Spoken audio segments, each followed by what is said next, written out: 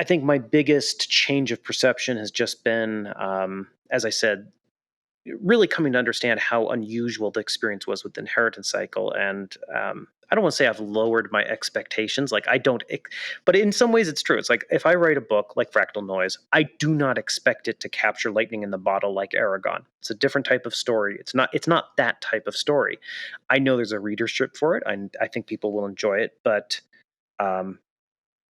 the love that people have for the inheritance cycle, it continues to astound me, and I'm incredibly grateful for it. And it allows me to go write things like Fractal Noise and and To Sleep in a Sea of Stars and try new things, and then still have a series in a world I can return to and write something that I think folks, all around the world and all the fans are really going to love.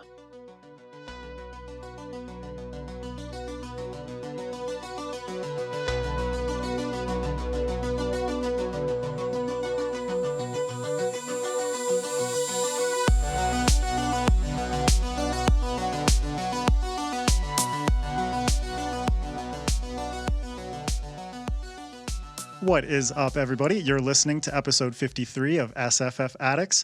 I'm your host, Adrian M. Gibson, and welcome to your weekly dive into the world of science fiction, fantasy, and writing craft. Joining me, as always, is my co-host, the Chewie to my Han Solo, the Joker to my Commander Shepard, MJ Kuhn. How's it going, MJ? Hello, hello. I am fantastic today. How are you, Adrian? Doing very well on this wonderful evening. A quick note for listeners, though, the official SFF Addicts Patreon and merch store are live, so check the links in the description to support what we do here.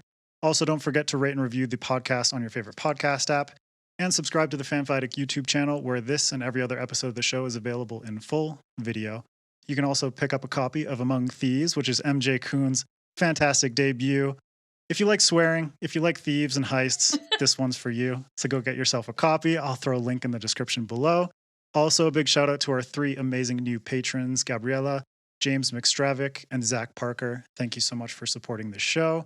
And now, welcoming today's guest author, Christopher Paolini, author of Eragon, To Sleep in a Sea of Stars, and more. Welcome to the show, Christopher. How's it going? Thanks for having me. It's a pleasure. Yeah, it's a pleasure to have you here. And just a quick congratulations. When this episode airs, Fractal Noise will be out. So I just wanted to say congratulations on that and ask how you're feeling about it.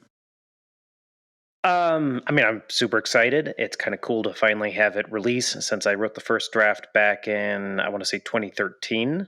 Wow. And also, well, yeah, so I wrote that before To Sleep in a Sea of Stars as sort of a way to intro into my sci-fi universe. Mm-hmm. But it wasn't the book that I wanted readers to read first in the Fractalverse. So I went ahead and wrote and rewrote and rewrote and rewrote To Sleep in a Sea of Stars.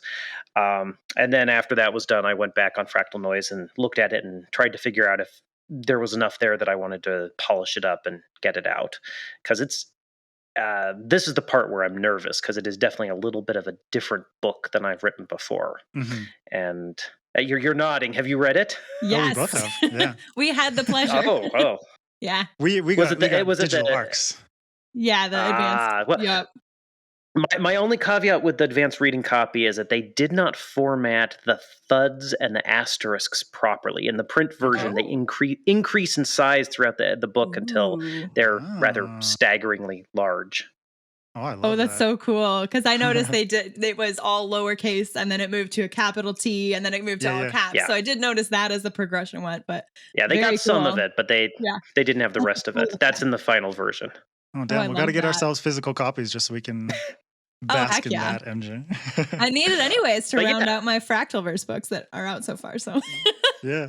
Thank you. But yeah, so I'm curious. I'm really curious to know what people are going to think of it, because it's a odd, strange, intense little book. Yeah, it is very intense. It's a great way to describe it. Yeah, we will get into that. But just to get started, if anyone doesn't know who you are, could you let listeners and viewers know a bit more about yourself? Well, I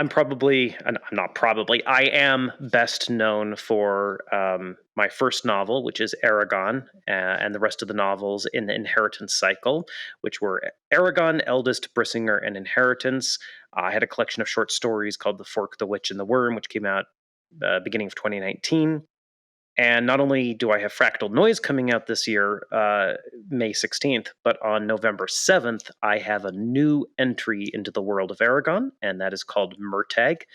And even though it doesn't feature Eragon as the main character, it is a direct line sequel to the Inheritance Cycle and has the character of Murtagh, who's sort of like a anti-hero, reluctant villain, bad boy, and now he gets his turn in the spotlight. He's also one of my favorite characters in the series. I'm happy that he gets his. Same. I'm also so excited. According to some of my podcaster friends, I'm the bad boy of SFF. So Murtagh is like right up my alley. So, just identify with him. It's like we're just kindred spirits. Oh my God, Adrian, I love that. Oh, that is fantastic. I'm curious, Christopher, if you can take us back to your origins of nerddom. Do you remember how you first got into reading, specifically sci-fi fantasy, when you were young? Like, do you remember the first book or series that caught your heart? Yeah, of course. Well, I was homeschooled my whole life, and both my parents are huge readers, so there were a lot of sci-fi fantasy books in the house, along with other books, I should add. And I kind of got The Hobbit and The Lion, the Witch, and the Wardrobe foisted on me when I was, I loved reading up to that point, but I hadn't really gotten into sci-fi fantasy, and I got that foisted on me probably around 10 or 12, maybe 10 or 11. And I kind of got into it. It's like the Lion, the Witch, and the Wardrobe was a very different world than the one I was used to, being set in Britain. And I enjoyed them, but it's not like I truly fell in love with fantasy quite yet, although I really enjoyed The Hobbit. It wasn't until just a little bit later, and I may have my years wrong here. It's been a long time. I may have actually been a little younger, but I ended up picking up The Ruby Knight by David Eddings, which was the middle book of his Millennium trilogy. And I had no idea what it was about. I was in a bookstore with my grandfather, and I saw this hardcover book, and it had a knight in full armor, minus a helmet, with a big spear, who was facing off on this humanoid dragon, essentially, on the cover of the book. And all I knew at 8 or 9 or 10 was that was the coolest book I'd ever seen in my life, and that if the inside of the book lived up to the cover, this was going to be my favorite book of all time. Yeah. Now, it's not my favorite book of all time, but I just completely opened my eyes to modern fantasy, and I just devoured it from then on. I'm curious because it's like you picked up book 2, which is something that so many people, I feel like, who grew up in like the 70s, 80s, 90s. Yeah. It's just like, oh, I came across it in a library or a bookstore or whatever, and you did not realize like, oh, this is like book 5. There was no like, like Google to check something at like the that. time. Yeah. Yeah, I was getting to the back of the book, and I had, I was watching the pages shrink as I was getting toward the back cover, and I probably had, 20 pages left, and I suddenly got this weird feeling like he can't finish up the story in 20 more pages. Wait a minute, what's going on? And I actually jumped to the end of the book and saw that it was said, book 2 of 3, and I was like, oh no. But fortunately, the library had the rest of the series, and then I read all of Eddings, and then 2 shelves down from Eddings, because I had no idea what to read, and as you said, there was no Google. 2 shelves down from Eddings was Feist, so I read Magician by Feist and Feist's whole series, and then I got into Tad Williams, who I'm actually rereading his Memory and Sorrow and Thorn trilogy right now, in preparation for his latest book, which will be coming out not too long. And then, of course, Lord of the Rings and Ursula K. Le Guin and Anne McCaffrey and all the usual suspects from the 90s. And all the dragons. All the dragons. That's right. Well, speaking of dragons, you released Eragon when you were pretty darn young. And this is like, it's a core memory for me because like I read it and I was obsessed with it. And I was like, oh my gosh, he's a young writer. People that are young can write. You know what I mean? It was just like a beautiful realization for me. But I'm just curious about how the younger version of yourself thought about the notion. Yeah, baby Christopher, as Adrian has put in the notes, took this notion of being a writer. Like, what was your I'm just curious about how that came about. Did you immediately know you wanted this to be a career? Did you just want it to be an expression of the story that was inside of you? What was the thought from the beginning? I mean, the exact thing you mentioned about seeing someone else who is also a young writer, or who is a young writer, and taking perhaps some, I don't want to say even inspiration, but just taking some comfort from the fact that it can be done. That was something I didn't have. I remember very specifically having that doubt in my mind of the fact that it felt like I was trying to do something that no one else had done at my age. Now, of course, as I got older, I learned more, and I realized that there are other people who've written very good books at young ages. I'm certainly not the first, Damn and you, I won't Claire be the North. last. But the thing is again, pre the internet taking off, I really wasn't exposed to that, and so it was this huge source of doubt to me. Like, am I wasting my time? Should I be doing something else with my life? As far as like career and writing and all of that, I was just trying to entertain myself because I wasn't in school. I'd graduated early. I didn't have a job because I didn't drive. You have to understand, I live in a very rural area. The nearest town when I was growing up was 30 minutes away, and it was about 6,000 people. So, Yeah. I mean, I literally look outside and see mountains that look like Lord of the Rings every day, which is Amazing. wonderful, It's beautiful though. but it's very isolating too at Yeah. times. So, yeah, I just wanted to write a book I would enjoy reading, and I didn't feel like a proper author until my third book came out. It took that long before, wow. because first book could be a fluke, second book is nice, but hey, it could still be a fluke. 3 books, okay, now you can call yourself an author. Yeah, it's like At that least that's rule, how right? I felt. 2 times it could still be chance. 3 is when it's a pattern, right? Is like technically Yeah. a science thing, I think. Spoken as a non-STEM person, but Yeah, we talk about math and all that kind of fun stuff on here, right, MJ? do we? But it's hell no. I mean, I have had episodes on robot and AI, so whatever. There you go. But yeah, on that note of kind of like book 3 was when you kind of felt, okay, this isn't a fluke anymore. This is actually something. How did it feel for you kind of going from, the self-pub release of Eragon in 2002 to it being picked up and like traditionally published and all that kind of stuff, and the development and success of the inheritance cycle as it built over the years to follow? I mean, I've talked about this before. There's always there's a big shift when you go from treating something as a hobby to a profession, because it was something I was doing for fun, simply to entertain myself, and thus there was no real pressure on the process. So going from that to, hey, this is paying the bills, and hey, millions of people, because I was that fortunate, but millions of people are going to read what you write and have opinions about it. Oh yeah, and grow up at the same time. Try to have Exactly. A normal try to turn into a teenagerhood. functioning. Yeah, Yeah, like turn into a functional adulting in your adult. 20s. Yeah. Like, oh, Oh my gosh. So it was a very strange experience, and I didn't appreciate the depths of how strange it was until many years later. Looking back on it, I'm like, no, that's not what most writers go through, and that's not what most people ever go through. Fortunately, I had a family that was very grounded and supportive, and that helped through that whole process.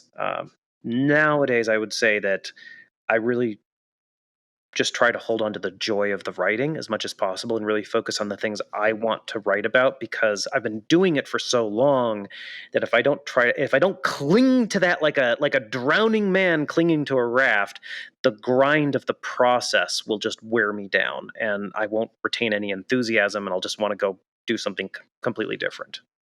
yeah, for sure. Because it's like going through all of that. It's like I can imagine even the success of the inheritance cycle was kind of like, is that just like a one-hit wonder kind of situation, like a one series wonder? Like, can I follow that up with something else that would be able to get some semblance of that readership or find some semblance of that success? So you mentioned like maintaining the love and the passion for the writing, but are there other things that you've experienced now that you can kind of look back on in terms of like, wow, my publishing experience and my perceptions of the industry today are so much different than what I was aware of back then?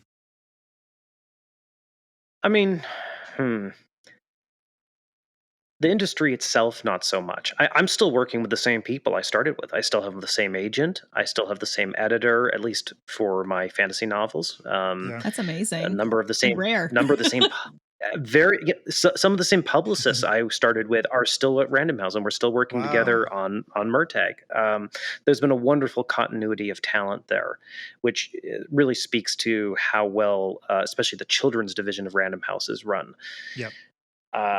I think my biggest change of perception has just been, as I said, really coming to understand how unusual the experience was with the inheritance cycle. And I don't want to say I've lowered my expectations. Like I don't, but in some ways it's true. It's like if I write a book like Yeah. Fractal Noise, I do not expect it to capture lightning in the bottle like Eragon. It's a different type of story. It's not that type of story.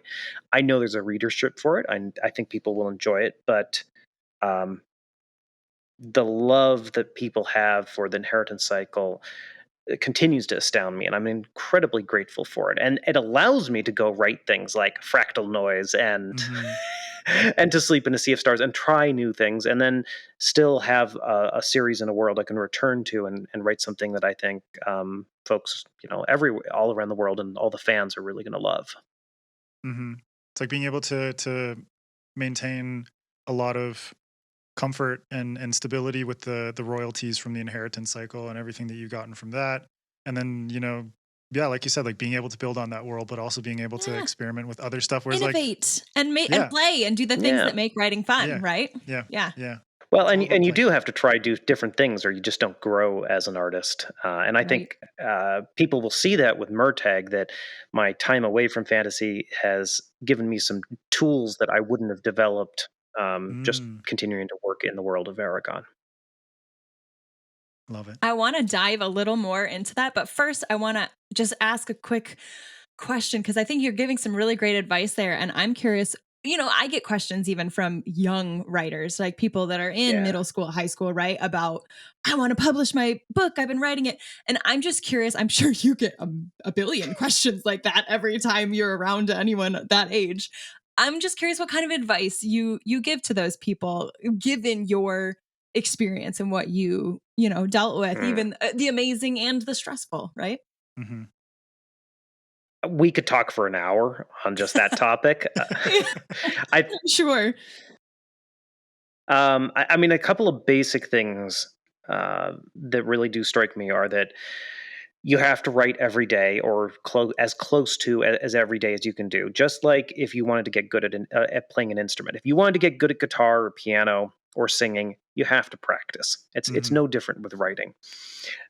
You need to write about the things you're most passionate about, and I mean the deepest, darkest, brightest, grandest, most private joys and passions you have, because otherwise you will burn out over the course of a large project. And also people respond to those passions and those deep interests, and it shows in the quality of the work. And then there's a lot of technical stuff. Your biggest disadvantage as a young writer is your lack of experience, and there's no way you can just leapfrog over that. But putting attention into learning the technical aspects of writing is really helpful. And that means swallowing your pride and finding people who can help edit your work. Yeah. A big step for me was realizing, and this actually happened, I'd say in the past 5 years, but realizing that just because I write a bad sentence or paragraph or chapter or character or storyline or even an entire bad first draft doesn't make me a bad writer. Because if you look at examples of editing that really, really amazing writers have released, people who've been working for 30, 40 years and everyone loves their work and they've been enormously successful, and they're still ripping their work apart with a red pencil. Yeah. So just because you write something that doesn't work in the first draft doesn't make you a bad writer, as long as you're willing to put the work in to improve it and fix it. So once I realized that, it was like a superpower. It's like it let me release a lot of the anxieties I had about trying to be perfect the first time around. And then lastly would be plot. actually constructing a story that works is hard. And I say plot, but that includes character, that includes world building. All of it's tied together. And I was really, really lucky with the Inheritance Cycle that my investigations into the art of writing and the history of fantasy, because I got very interested in where does Tad Williams draw his inspiration. Oh, well, now I'm looking at Tolkien, and where does Tolkien draw his inspiration? Well, now I'm looking at Beowulf. Now I'm looking at the Aeneid. Now I'm looking at, the Epic of Gilgamesh. And humans are storytelling animals, and we've been working at refining stories for a very long time. And I was really lucky to stumble into the whole concept of the monomyth and Joseph Campbell and, all of that. And I decided to try and write my own version of the heroic archetypal story. And because of that, it saved my bacon. It really saved my bacon, because constructing a plot completely from scratch without any knowledge or understanding of what humans have already figured out as far as storytelling, especially epic storytelling, is hard. And that's one of the biggest lessons I've learned since finishing the Inheritance Cycle, is how hard it is to try to construct a plot when you're not necessarily referring to those archetypes.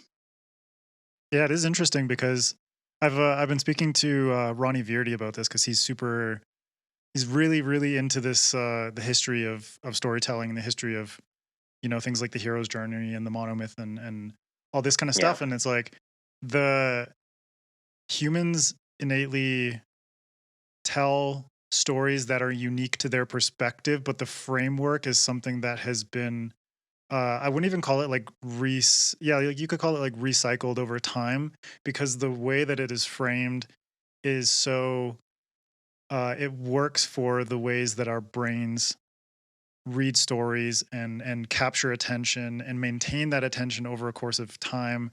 And then all the different details like world building and all that kind of stuff can be amazing additions to something that we are just innately familiar with, and therefore more willing to engage with from the get-go. And therefore we're going to jump into a story about the hero's journey and really latch on to it, because we know just from all the stuff that we've absorbed over the course of our lifetimes. Gives you a framework to understand the story from, and then you can appreciate the new details, the new fresh take on it, right?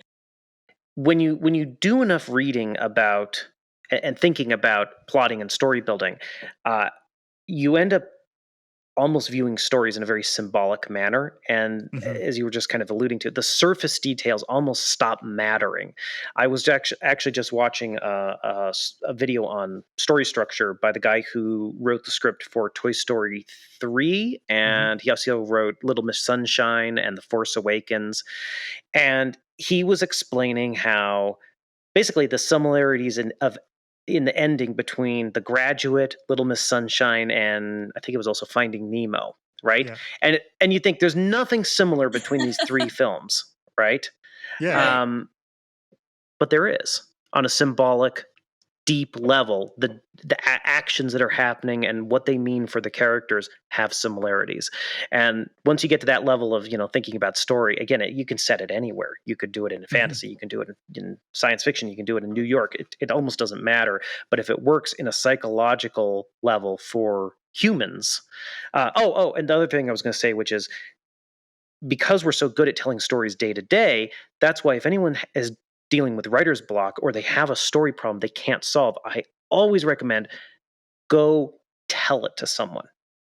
Go find someone and tell them the story verbally, because you'll know as soon as you hit the part that's not working, you'll know it's not working, and you'll probably know why, because we're good at telling stories, and you're telling the story to someone and it's like, darn it, that doesn't work. It's a great way to get unstuck. Yeah, I do that. I do that with my son, even though he's 2.5 years old. It's like I just talk to him and just kind of like spout this stuff. It's kind of like, it's not like an empty soundboard, but it's like, I just want to like bounce these words at you. Verbally get it out. Yeah, exactly. But also tying back to the other thing, it's like I love that it's like these different movies that it's like, how could they ever be compared to each other? But it's like these unconscious psychological triggers in our head that just work in such a way where it's like little dopamine hits of familiarity, where we're just like, oh yeah, like that feels good, like that feels right. A you know, and then it breadcrumb hits. trail to follow. Yeah, in all any these little story. breadcrumb trails, and it's like, oh yeah, Finding Nemo. It's like you're hitting the right notes right there. I'm just gonna keep watching. Yeah. All right. Well, Murtagh, can you? I mean, What first can of all, you like, tell how us? does it feel to be getting back into the world of Allegacia after so many years, but also to be able to give Murtagh his due as like a, you know, a focal point of this story?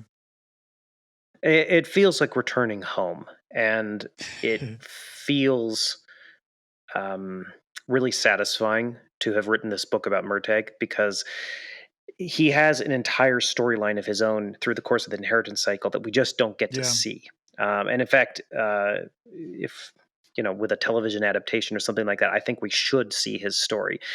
And I even debated writing it over the course of the inheritance cycle, but there were certain surprises I wanted Eragon to have that wouldn't have existed if we had seen what Murtagh was going through. But in many ways, he's the flip side to Eragon. You know, he's the dark mirror where Eragon had everything. I don't want to say easy, but he had things easier, and then Murtagh had everything go wrong and horribly for him, and yet in the end he still managed to do the right thing in a very, very difficult set of circumstances. So writing this book, when I first started it, I was thinking of it as a little bit more little less ambitious than it ended up becoming, because I was imagining it as a almost kind of like an Edgar Rice Burroughs style one-off adventure of going off and doing something. But then the more I got into it writing, I was like, no, this is the proper opportunity to explore this character's past, his trauma, what happened to him over the course of the inheritance cycle, and how he's processing that moving forward, and having a fun adventure and intense adventure over the course of this book at the same time. And that was actually most of my revisions have been bringing that level of the story even more to prominence, him sort of grappling with his past. That's awesome. And are you planning to expand upon this more with like a continuation of Murtagh's story, or do you think that you will touch upon other characters or other you know, moments and things like that within the inheritance cycle? I'm tempted to say no comment, but I think it'll be whoever gets the end of Murtagh is going to understand, I think, what I'm doing here. I don't want to spoil it too much, but I think it's safe to say this is the first step in many steps I want to take in the world of Eragon, and there is going to be there are many more books and stories coming. You know, after finishing the inheritance cycle, I just needed time off. I needed time to go live and be an adult and not be on deadline for the first time in my life, adult life. Yeah. So yeah, I won't be taking, you know, there will be no more long gaps between the books anymore. I'm back on the schedule I was at with the inheritance cycle and feeling good about it. Awesome. So, I mean, I've actually doubled the number of books I've written in the past 4 years. Wow. So I went from 4 books, and by the time Murtagh comes out, I will be at 8 books. Yeah. That's so cool, though. I love that. That's more books that we can get. I'm happy. Also, if I could put a vote in, because I'm sure that it matters, for an Angela the Herbalist prequel or anything, I'm just. It's already plotted. It's already plotted. I even have the title. Oh my gosh. I even have the title. I can't tell you the title, but I have the title. I'm sure you can't tell me, but just knowing that it's that man. Concrete makes my soul happy. Yeah. Well, the problem is I have too many story ideas and not enough time to write them. So I'm tapping as fast as I can. Excellent. It's coming, MJ. Yeah. It's coming. Yes. Well, speaking of all the story ideas you have, because you're covering several or multiple worlds at this point. I'm curious what inspired you to dive into not just science fiction, but like pretty intense science fiction after spending so long in fantasy. Because it wasn't fantasy. I needed a break from fantasy. I wanted to write something where I could use my natural everyday vocabulary. Right. Which I hadn't been able to do in my writing. And I love science fiction. I read as much sci-fi as fantasy growing up, and as much as I know there are exceptions. Sanderson and I have have had a discussion about this. I know there are exceptions, but in many ways, fantasy is a nostalgic, backward-looking genre, and sci-fi is often a forward-looking, optimistic, and pessimistic genre. But I love thinking about the future that I very much hope humans are going to have out among the stars. Yeah. And since we all have limited time on this earth, and we're probably not going to be planet hopping ourselves, although some of us may get to do that if SpaceX pulls it off. I love being able to write about that, and that was a lot of fun. And I tried to apply everything I'd learned about world building from the Inheritance Cycle to my Fractalverse. That's what I call it. Yeah. But with even more rigor and a lot more research. And and what I like about it is it gives me a setting that I can write any story that is not fantasy can go in the Fractalverse. So if I write a present day story, if I write a far future story, it's all in the Fractalverse, unless there's a dragon, in which case it's probably in the world of Eragon. You could. I like it. Yeah. You could mix them up. It's like, have a little fun here and there. But space dragon. I'm into it. I would read about a space dragon, for the record. I would too. But for you, it's like you mentioned like the research and the rigor that kind of went into the Fractalverse, using everything you'd learned from the Inheritance Cycle. But how was it that you approached like the creation and the foundations of the Fractalverse? And like, what was it in your mind where you're like, I want to write sci-fi, but I'm also gonna write like an interconnected universe. So well, the first thing was to figure out what was possible in the universe. It's the same thing with fantasy. If you're creating a fantasy world, even if you already have your basic story idea, you need to know what is physically possible in your setting. So for me, with the Fractalverse, that meant trying to decide on the level of technology I was looking for, and then I wanted faster than light travel because I wanted to have my characters visiting different star systems within a reasonable amount of time.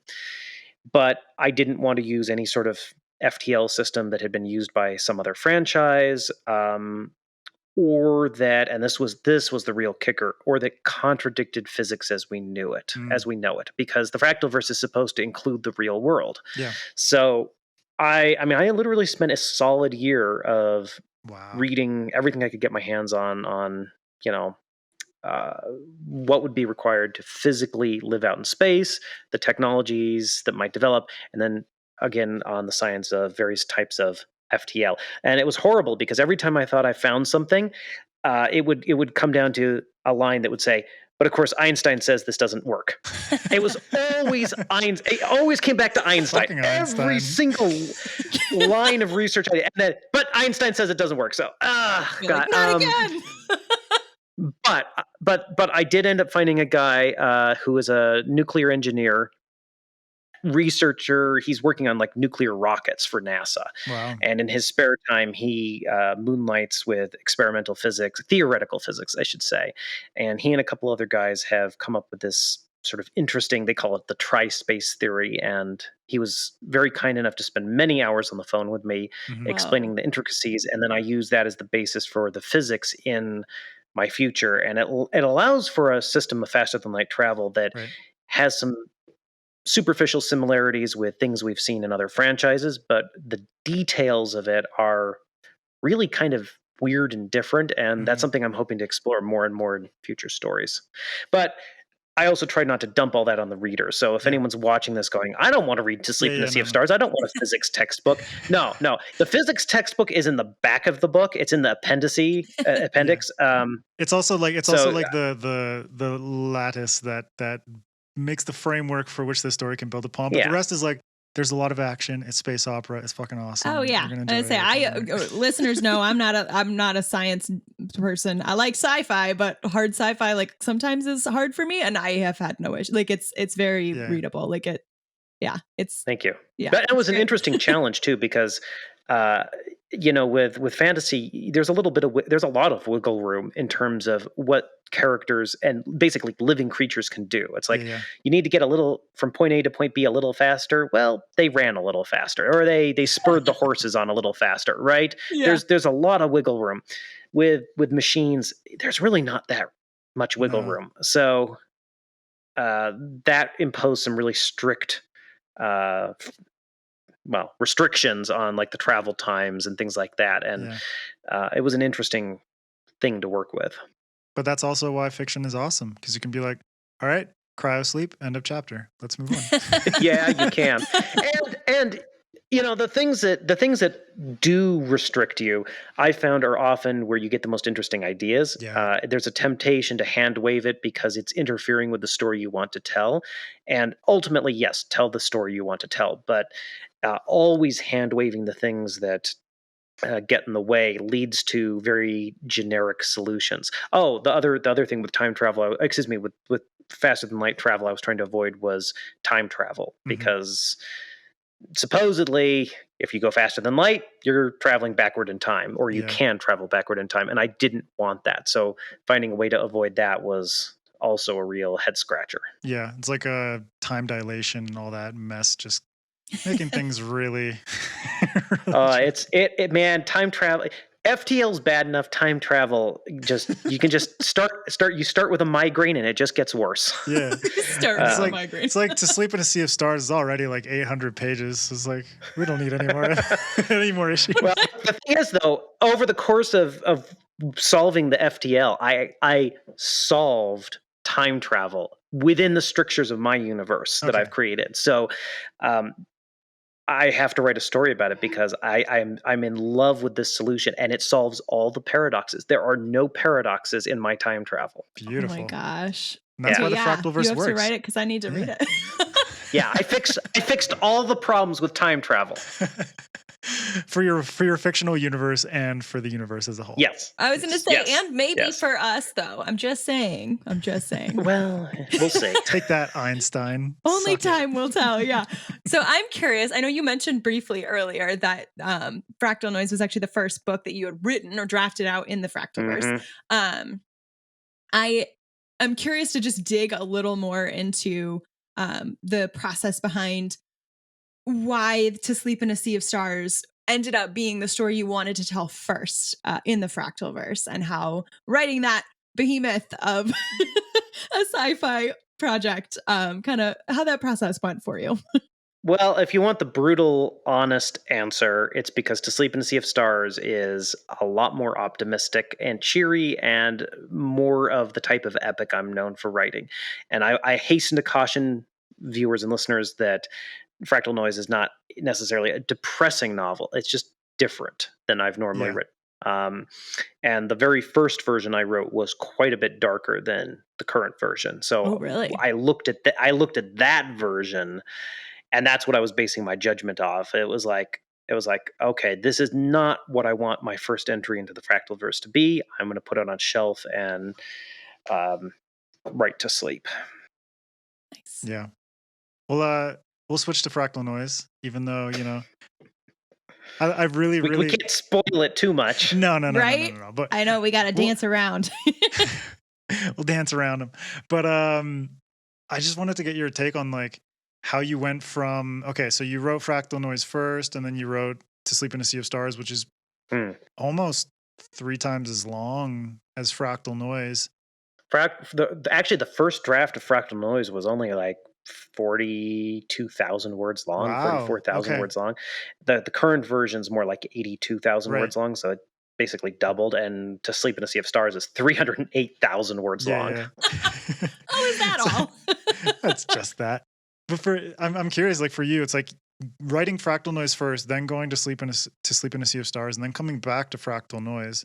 How was it to kind of refine Fractal Noise again after having written To Sleep and embedding yourself in the world in that kind of more optimistic light and with all the aliens and amazing fun stuff that goes on there, and then coming back to Fractal Noise and thinking like, okay, how do I make this work in a way that I can follow up To Sleep and it fits into the universe? Maybe it's not as dark as the original draft and all that fun stuff. I mean, one thing I liked was that the world building was a lot more solid after having written To Sleep. I had a much better understanding of the universe, so that helped in the revisions for Fractal Noise. It was kind of a relief, despite the intensity of Fractal Noise. It was a relief to write something so much shorter. Yeah. I remember when I was editing To Sleep in a Sea of Stars, and I'd put in a good chunk of work, days and days of editing. Got maybe 360 pages done. I'm not even halfway through the book. Yeah. I get to 400 pages. Okay, I'm still getting. I'm almost to the halfway mark. I get to 600 pages, and I still have like another 300 to go. You still have another whole book left. Yeah, exactly. It's physically exhausting, mentally exhausting to focus for that. At least for me, to focus for that many pages and for that many years on one project. Mm-hmm. So it was nice, and to go to Fractal Noise, which is something I can handle mentally, sort of in one big gulp, in a lot easier. And it's more of a character study, and I enjoyed that as well. Yeah. Well, on the topic of characters, your books consistently have some really, really vivid characters.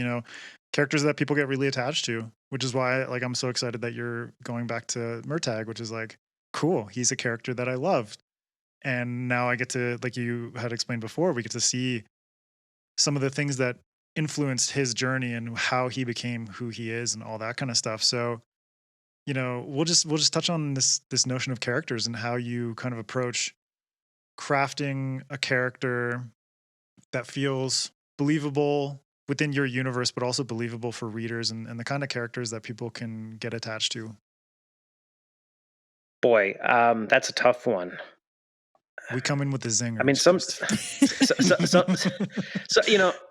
look, sometimes characters are just easy, and there's no way to explain that. It's like there's an easy, a clear picture of them right from the very beginning, and writing them is subsequently no big deal. And other times I have to fight tooth and nail to get a clear sense of who this person is. So sometimes it's easier with a side character where they don't play a huge plot role necessarily, so you can just kind of let loose, which is how you end up with side characters sometimes who are more interesting than your main character. I've been guilty of that once or twice. I think the main thing is really just trying to get a clear idea of what this character wants and what's stopping them from getting that, and how that ties into the theme of the main story. The philosophical argument that you are interrogating through the course of your story should be reflected in variations and permutations among the side stories going around your main character.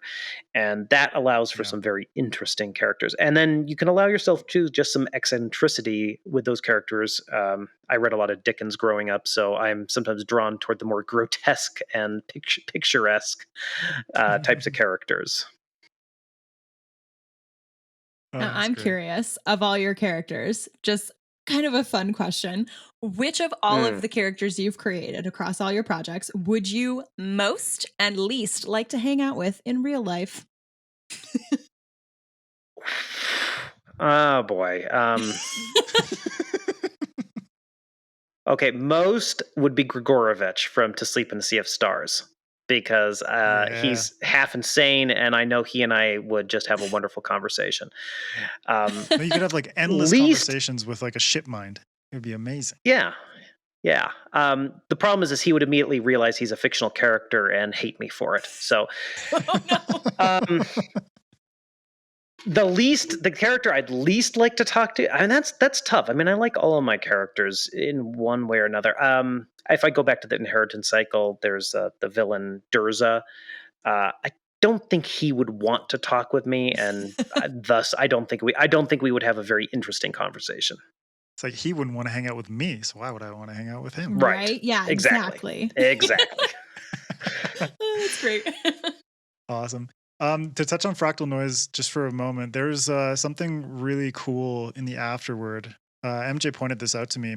You talk a lot about the impact of dreams, and two nightmares in particular, and the impact that they have had on your projects. Can you talk a little bit more about the dream that inspired Fractal Noise? Because I think this is a really cool, for anyone who reads the book, like please go into the afterword and read that little tidbit because it's really fascinating. Thank you. Well, I always try to, with my afterwards, give readers a little window into how life's been treating me and what it took to produce that particular novel. I was working on the first draft of Inheritance. So this would have been 2000. It actually was the year Inheritance was published, so 2011. And I had a really weird night of dreams. And sort of the first set of the dreams were, I guess you could say, more fantasy-esque. So I was dreaming about all these weird creatures in a forest, and that's where some of the weird creatures in Inheritance came from, specifically the burrow grubs, shadow birds, angler frog. All of those came from that dream. Cool. And then later in the night, the dreams changed, and I had this image of this desolate, alien, rocky planet with this giant hole on it, like 50 kilometers across, and it was vibrating, emitting this pulse. And there on the plane heading toward the hole to investigate, it was a small group of probably just 3 people. And there was an incredible emotion attached with the image. I mean, you know how that is with dreams, where you just feel something and it's inexplicable, but yet it's profound at the same time. And that's how it was in that dream, that I just understood the situation for these characters and understood the depth of the feeling.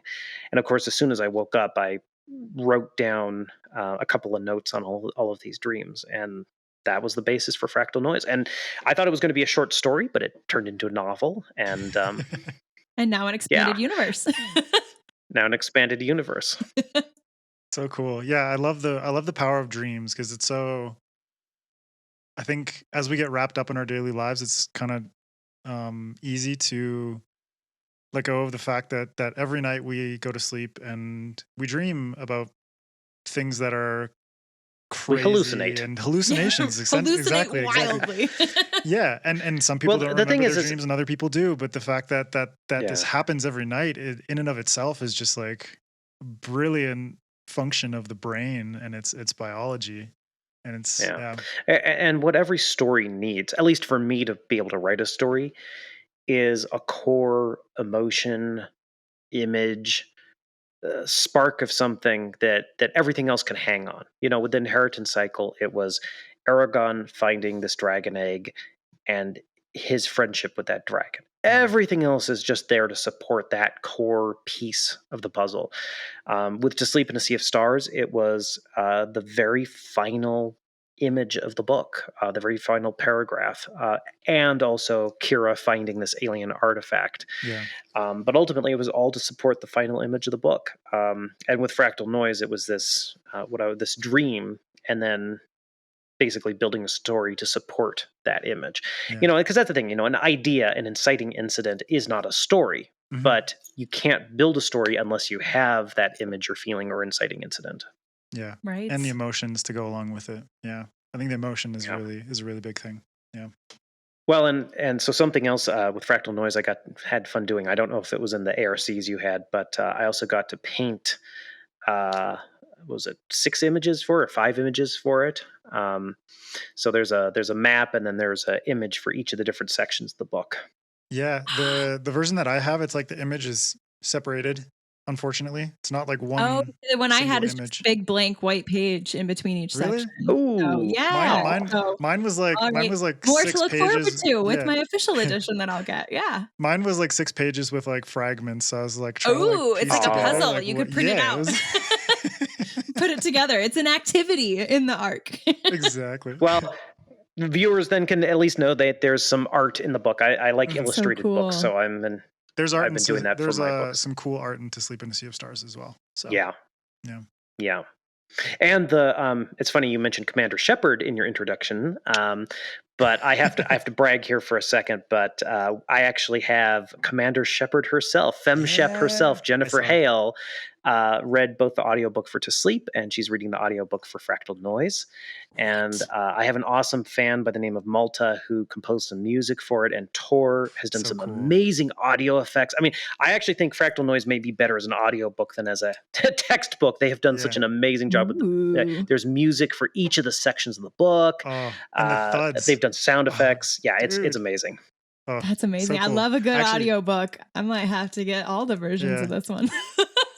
I mean, it's Commander Shepard reading my science fiction book. What is to not like? That's peak. It doesn't get better than that. It really just doesn't, legitimately. And not only that, To Sleep in a Sea of Stars is the first audiobook that Jennifer's ever read. Really? In fact, I didn't know that she did it. I don't have the audio for To Sleep, but now I probably need to get it. I didn't know that she did audiobooks. She did some supplemental voice work for the Eragon video game back in the day. She actually did some voice work for the Dragon Saphira, uncredited. And I found out when I was doing the conventions, the Supernova convention in Australia in 2011, and she was there also.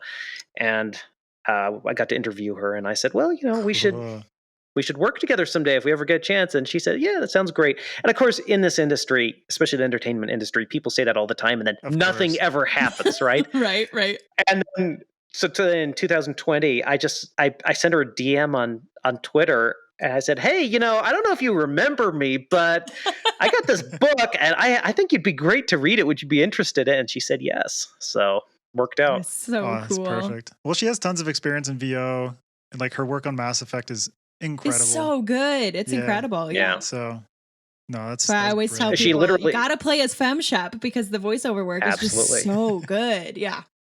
Absolutely. Yeah. No offense. Yeah, she literally has the Guinness World Record for like most number of voice jobs for any actress. Credits, I guess. I think voice acting credits. Yeah. Damn. Actually, I think she has I think it's male or female. She's got the record. Well, you got to do. Of course. You gotta get her a cameo on the Eragon TV series.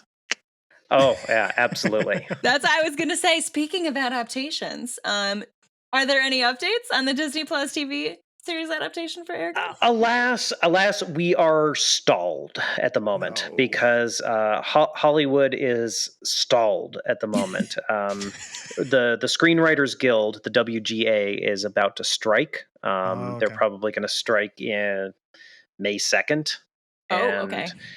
Everything's basically on hold until that happens. So Disney and I, we were looking for the showrunner for the show who would be collaborating with me on actually writing the show, breaking the show, which means breaking out the plot for the seasons. And we can't move forward with the show until we have the showrunner. Everything hinges on that. And a lot of that and it's difficult because you need the right person, and sometimes the right people are tied up with contracts elsewhere, or they're not interested in the project, or there's a lot of things that go into this. So the strike has to happen, or probably will happen, and then once that resolves, lots of people are going to be free agents in Hollywood, and we will reevaluate at that point and hopefully get this moving forward, because Disney wants to move it forward. I want to move it forward, but it's development, and development takes time. Well, you gotta wait for it's kind of like maybe a silly comparison, but like I never am mad when the next Zelda game takes longer than maybe I feel like I want it to, because I know that if they're taking their time, we're gonna get Breath of the Wild, right? So True. You just you can be patient.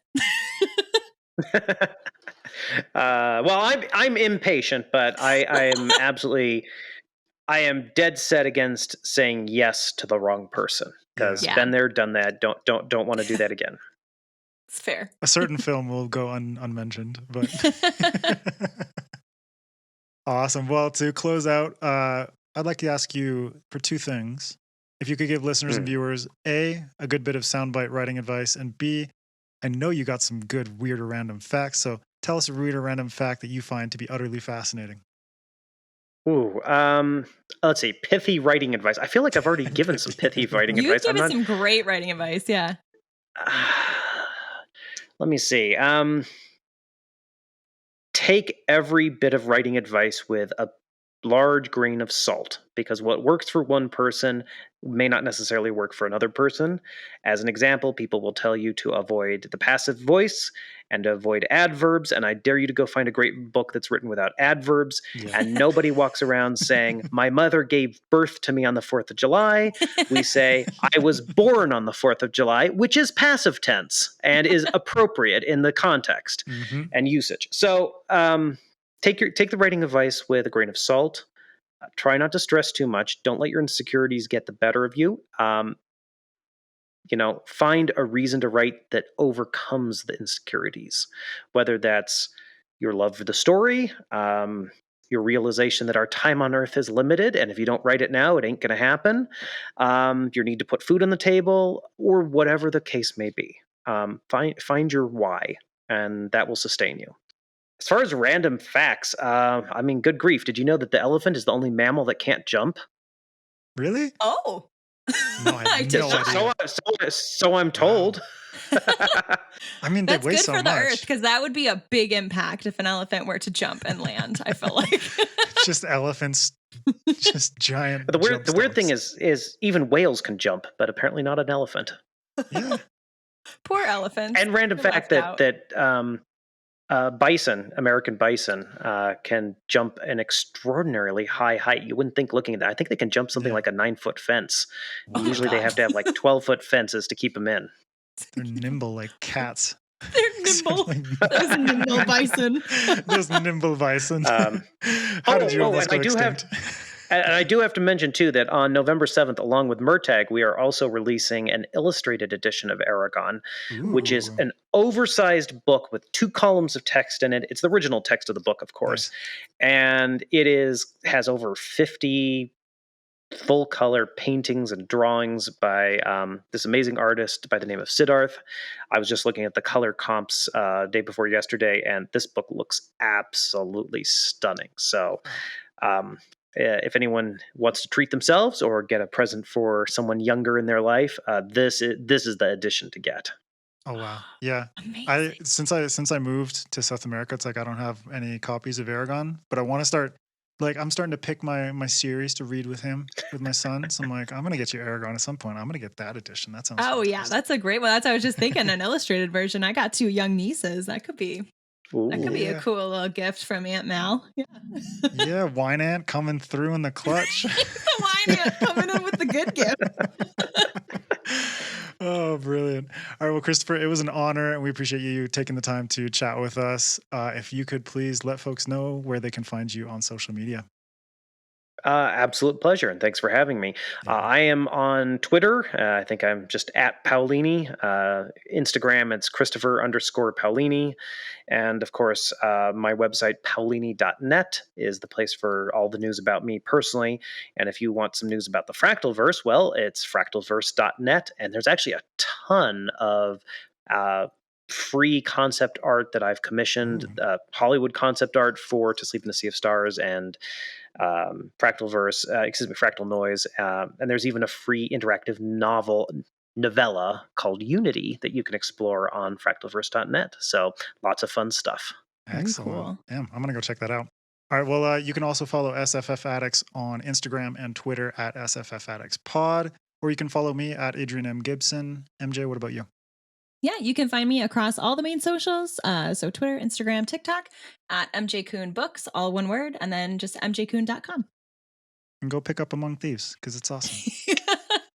And that's it for this week. Stay tuned next week for part 2 with Christopher to hear our mini masterclass on aliens and first contact, which I'm very, very excited about.